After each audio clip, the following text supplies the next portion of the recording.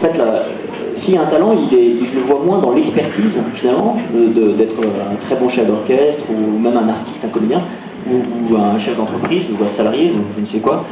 Je pense que le vrai talent, il y a un moment, c'est de choisir d'aller quelque part, c'est de donner un cap à sa vie, c'est-à-dire prendre un recul et se dire, ok, on est là, on est dans une société, quel cap j'ai envie de donner?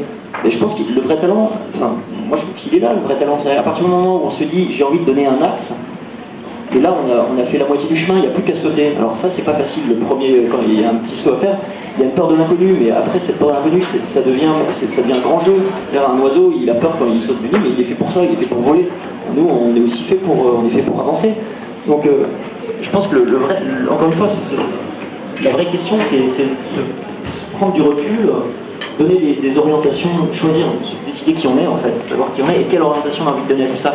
Et après ça, le reste vient. Le reste. Et quel sens on veut donner à sa vie? Bah oui, dans l'orientation, c'est bien le sens, justement, étymologiquement.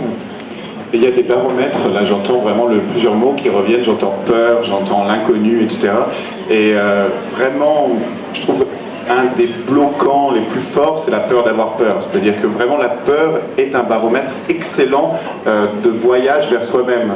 Souvent, moi j'entends tellement d'artistes, Picasso disait je peins en terre inconnue. C'est-à-dire il allait toujours là où il n'osait pas aller, où il n'avait jamais été.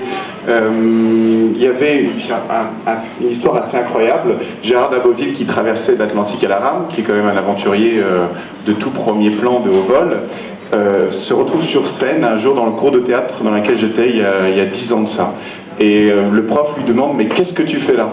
Et lui de répondre faire du théâtre, c'est ce qui me fait le plus peur. » Et moi, traverser la rame à l'Atlantique, je ne le ferai pas, hein, c'est clair.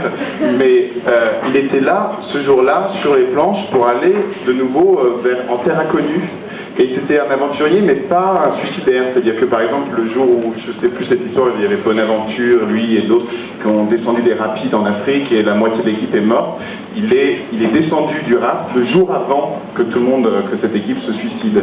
Donc il y a vraiment une manière de voyager vers sa peur, vers des vibrations comme ça, et la peur nous éveille, nous rend, enfin on a tous une histoire, vous savez, c'est une mère qui soulève des troncs d'arbres parce que l'enfant est dessous, la peur qui rend plus fort, etc.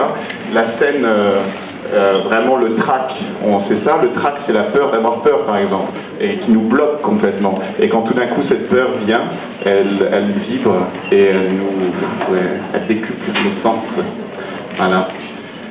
Et là, à mon avis, il y a vraiment expression de son talent. Mais encore là, je suis dans des exemples très spectaculaires. Je trouve que le talent, il n'est pas forcément... C'est-à-dire qu'il y a aussi des natures.